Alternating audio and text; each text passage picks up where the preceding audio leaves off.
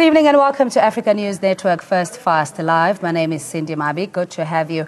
Our top story this half hour, Nahawu has threatened strike action to draw attention to the plight of up to 700 student nursing hopefuls who are left in the lurch after their applications to study in 2018 were turned down. This after the department said it doesn't have the financial resources to train students, and their training was supposed to commence on the 15th of January. In a statement, the union calls on the Gauteng Health Department to take urgent action. Nahawu says it's an insult to these students who probably resigned from part-time jobs to prepare for their nursing careers. I think it's absolutely appalling because these student nurses were informed that they had qualified. There's about 700 of them, and they were told shortly before Christmas that it's not happening. I mean, what a terrible thing to do to these nurses. But now it appears that they might be able to start in April. That's the start of the financial year. But, you know, how do you have such a terrible arrangement where you tell people that it's cancelled, then you tell them it's postponed? We are not happy with that decision, and it is saddening, and we see it as that the department is managed by people who doesn't have vision, who doesn't actually know what they are doing. And this is not the first incident. Actually, we see that the Department of Health is very good at scoring on goals. I mean, you can count as many tragedies as possible under the leadership of this particular province. We can talk life as it demanding.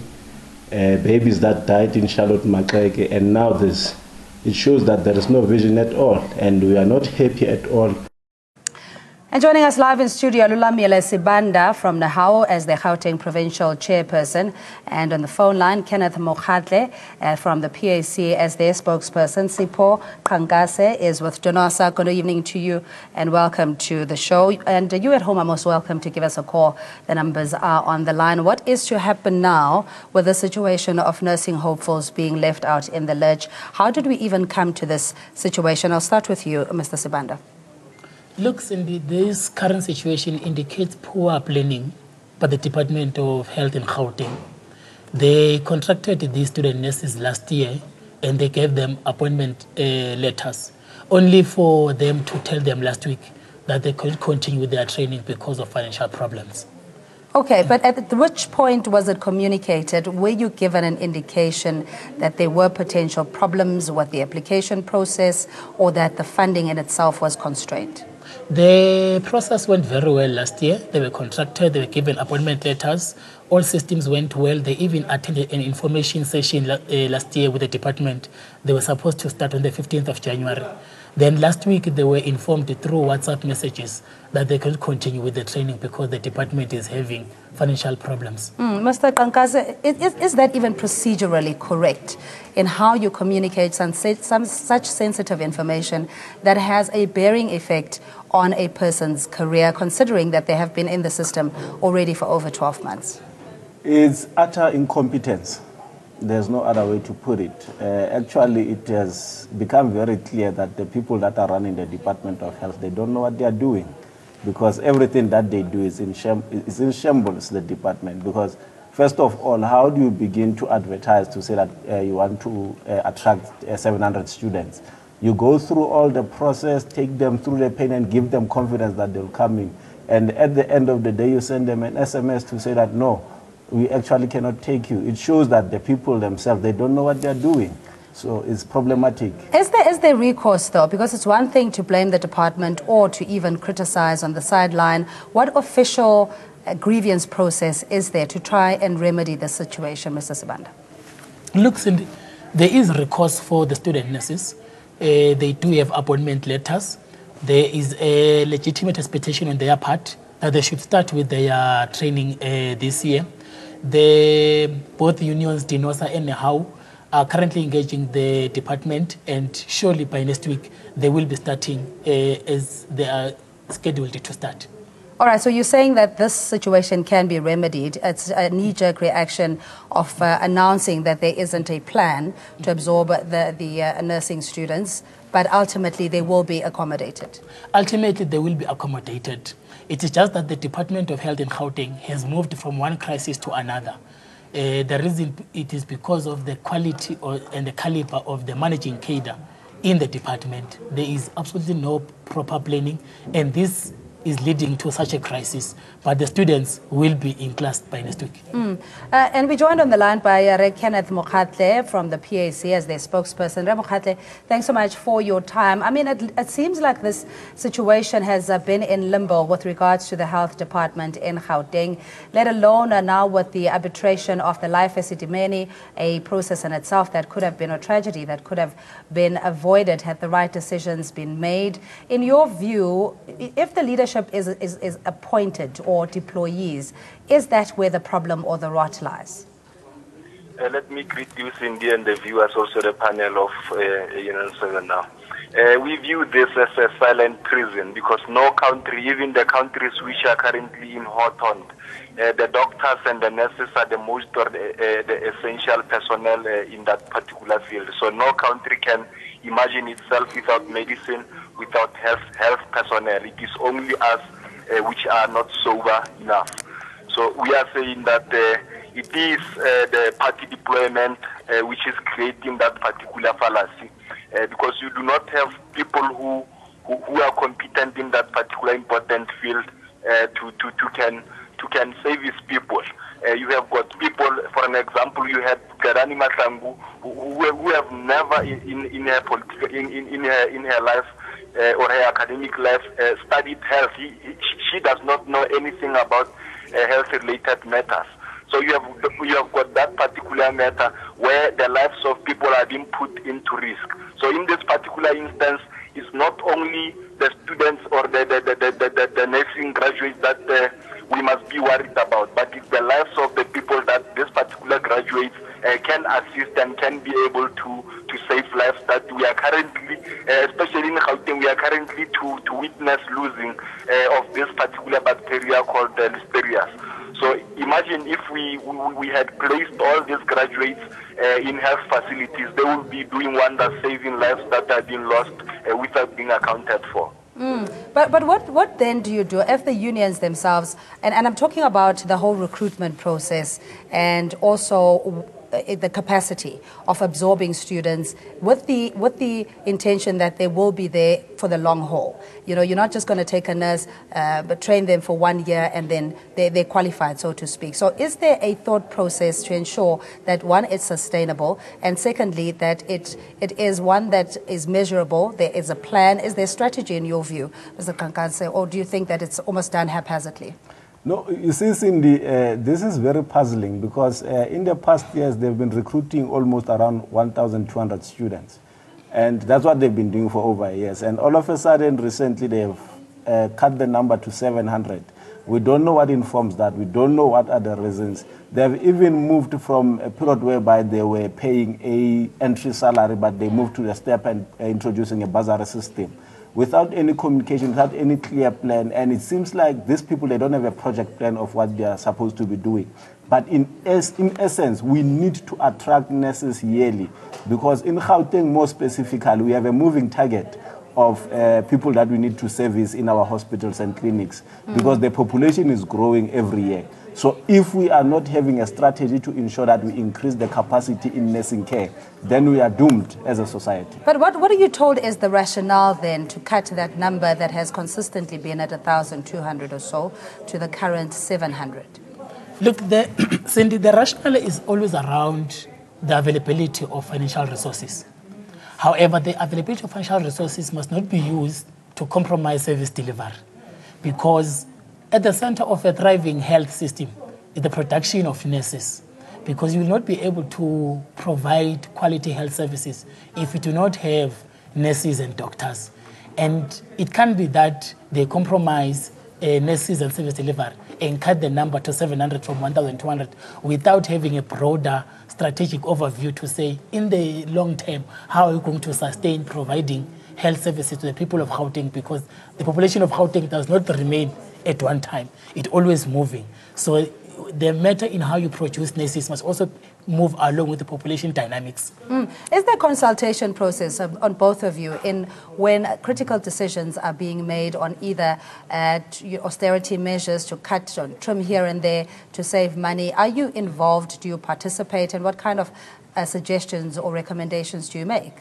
Actually, Cindy, we are met by arrogance, especially the Directorate of Nursing under the leadership of Ms. Moore.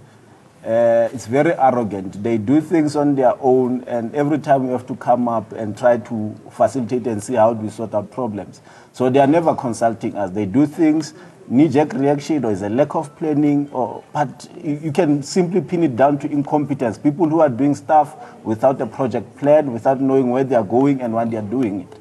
And it's something that needs to be looked at. And the major problem in that is the head, political head, the HOD, including the minister himself, because it seems like he's not in charge of health. And whereas he's bold enough to behave like a pop star singing around out of tune, saying how bad nurses are, whereas the healthcare system is falling apart, because this is unacceptable. Mojave, do you think this falls squarely on the minister, or is it trickling down on the administrators of what policy is with regards to service delivery and quality healthcare? Yes, the minister is the guardian or the custodian of that particular department. He must take the blame. I mean, Cindy, you can have the strong and the effective PR team that will go around telling that you are the best minister. But the fact is that people are dying not only in Gauteng, and they are dying as a result of the negligence that is being displayed by the government itself. And they must take the fall for that. The political principles, always they escape to account. Accountability in this country is not being fully exploited. People do not want to account. We have just seen today where senior officials, in this case of Life Esidimeni, they just resigned. I mean, there's a precedence in this country whereby when the investigations or hearings such as this arbitration of Life Esidimeni is undergoing, then some people take it that once they resign, then the focus and the attention will shy away from them, and then they will not be seen as the culprit in this particular matter. That should come to an end where we have to see the senior officials being taken into account for the things that they have done wrong, for the lives that they have stolen, the innocent lives that will have not been lost. Yeah, but in this case, is it sufficient or satisfactory with the MEC of Gauteng Health saying that the program for nursing has not been dumped, so to speak? They are probably trying to find measures or come up with the money to fund the program. It will resume or commence in April. Is that adequate for you, Resibande? No, it is not. It is not. We will be engaging the MEC very soon to raise our issues with her, because as I've said earlier on, nursing is very important to primary health care, and it can never be compromised. We still need to get a rationale. Why is it decreasing from 1,200 to 700 when there's so much demand for nursing out there? And there's a lot of work that still needs to be done to turn around the Department of Health. Yeah, give us an indication of what the patient and nurse ratio is, and what the benchmark is, with other emerging economies.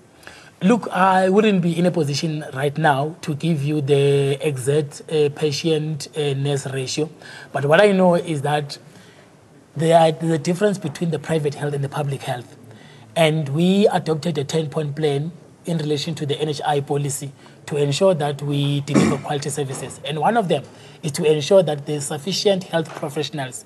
And as things stand, there's a serious acute shortage of nurses and doctors. But with that, you're saying that the department is obviously fully aware and what their obligations are in providing services, and yet we see this decline in the number.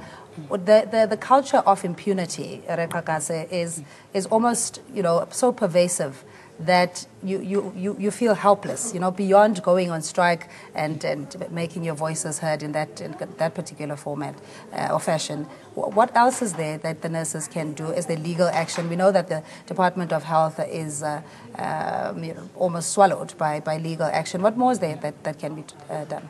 No, the first step on us, Cindy, is actually we are hoping that the new head of the ANC, President Cyril, must recall the minister or must speak with the head of the state to recall the minister and have a good minister that knows what he's doing. Because I'll tell you why I'm saying that the minister must step down. And I think that's what we need to begin to negotiate with other trade unions, including NEHAW, to ensure that how do we have this minister recalled? This thing, it started with the minister setting a tone. He went on radio to say this course that nurses are going through is actually the cause of problems in the Department of Health. Then you ask yourself a question. You have almost more than 8 years within a post, and you should have identified problems within health. What have you done up to so far? He cannot claim victories, but he's good at complaining. It's like a crybaby. So the problem is the minister, because if we had a minister that was in charge, would do things. We have what we call a chief nursing officer. That office has been made redundant by the minister. The functions that are supposed to be in that particular office have been removed by the minister and given to a support service department. What logic is there in the minister? You see that it's a person that has a particular hate against nurses or whatever the reason that he may be having. But that does not do a good service to the communities who deserve health care, and which is in charge to ensure that that service delivery is being provided with quality that it deserves. So the problem is the minister, and the minister should just step down and give somebody who is capable and who has the best interest of South Africa at heart.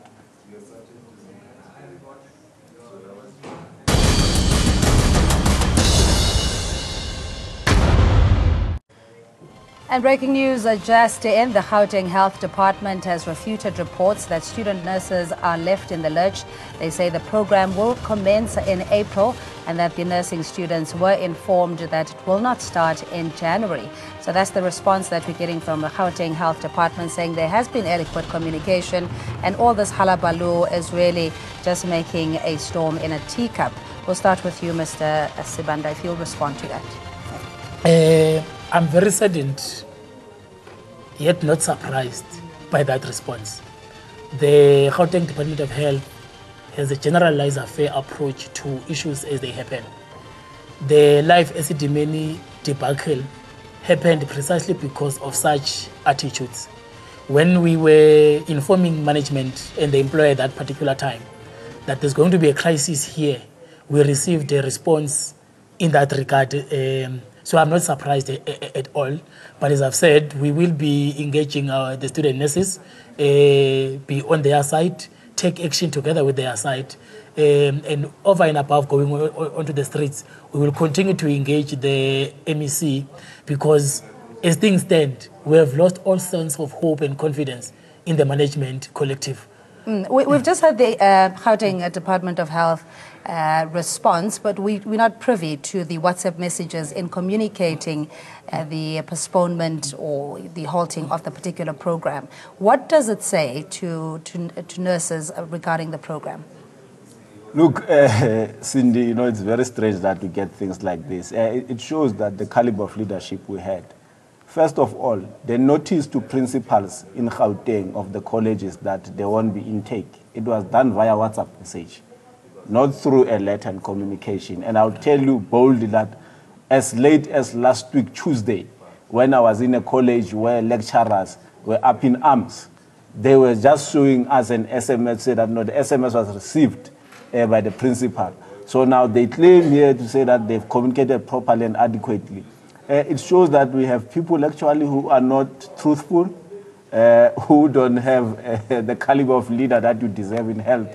So it's very problematic. Actually, then it worries even more nurses that to say that what kind of leadership do we have? Can we be able to have confidence in the people that lead us? Yeah, and Remo Khatli, I mean, we live in the world of fake news. I mean, if the department were to turn around, I mean, we haven't verified what is the veracity of this particular WhatsApp message, who sent it, and whether the department can hide around that particular aspect, that it cannot be referred back to them as there's no evidence that it was indeed sent from the health department.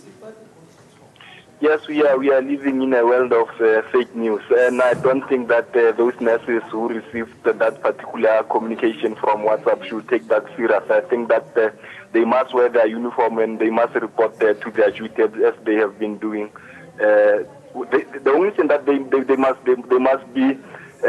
can be expecting is that the minister or the MEC should address them physically, or the professional way of communicating, such as emails or postal services, should be used to communicate such messages. It can't be that that particular the way unprofessional way is being used to communicate such such kind of sensitive information. It also shows you the level or the caliber of people who are working in the department of that field of health. We think that by this time they should have issued a statement to either confirm or to deny the WhatsApp that are circulating around. Of which they haven't done as yet, except to say that, they did communicate the delay of the program. Yes, it's disappointing. We did not expect it from them, but it shows that it's the caliber or the type of the people that we are having who are incompetent and who do not know why they are there. We think that something needs to be done, and it must be done now. All right, we appreciate your views. A PSC spokesperson, Kenneth Mojave, on the phone line. We'll wrap it up in the studio. You have threatened as Nahau to take industrial action. Will this be a protected strike, and what impact will this have on healthcare in Gauteng? This will be a protected strike. We will support the student nurses, and it will have an impact in the nursing colleges across the province. Yeah, but not disruption, though, to emergency service or essential services in clinics and hospitals. Nahau is a transformative union, and every time we go on strike where there is essential services, we always ensure that the services continue unhindered, because the communities that we serve are the children of the working class.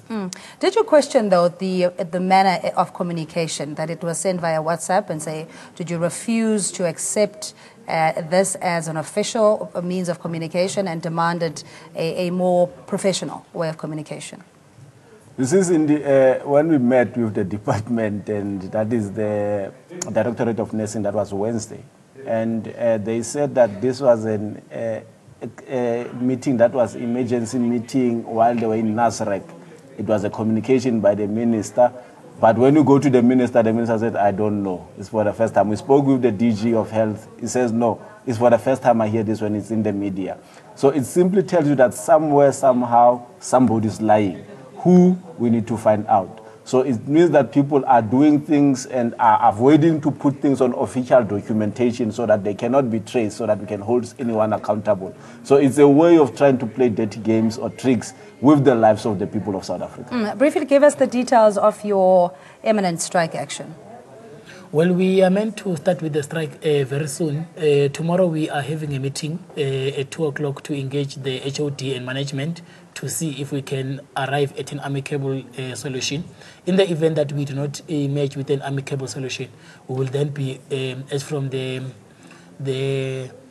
from Friday, we'll be starting to go out on the streets. Okay, but the message to nursing hopefuls, those that have been accepted, is not to go to college. Is that what I'm understanding? The message will be communicated formally by the union. We will meet all the 700 student nurses, and then we'll decide on what course of action do we take going forward. All right, we're going to have to leave it there. Thanks indeed for your time. That's Lulamile Sibanda Nihau, Provincial Chairperson. Sipho Kankase is a Denosa Provincial Organizer, and we had on the phone line from the PAC, Mr. Kenneth Mojave. Thanks indeed for watching. We'll take a quick break. We'll be right back with the latest news update.